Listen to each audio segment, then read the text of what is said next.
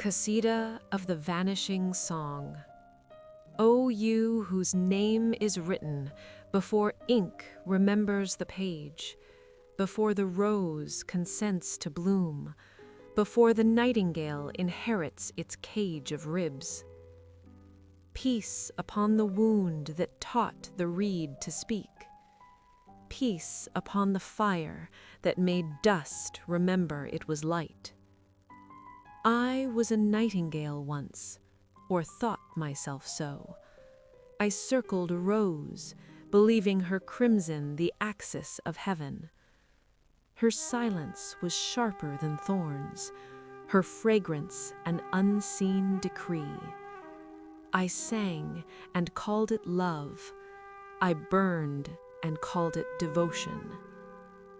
But you were the root beneath her root, the blush beneath her blush, the secret listening within my song.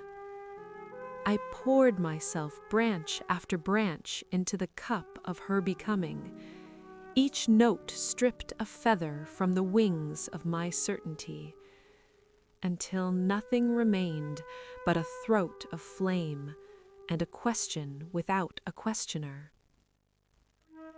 Then came the wind, not of weather, but of witness. It did not shatter the rose, it did not silence the bird.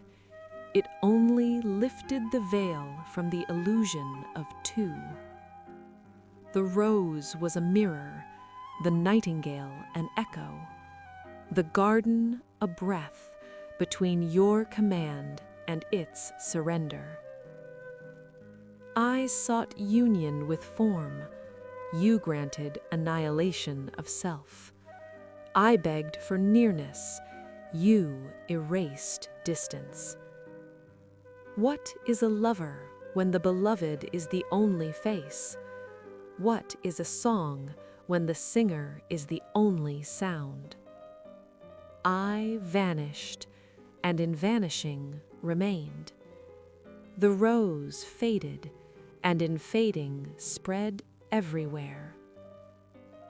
Now there is no branch to perch upon, no petal to wound the hand. The heart is a horizon without edge, and love walks it barefoot. If I speak, it is your speaking. If I burn, it is your dawn. If I love, it is the sea remembering its wave was never separate. O you who were the rose, and the nightingale, and the storm between them, take this last feather of I, leave only the sky. For in the end, there was no garden, only you, loving yourself through the rumor of me.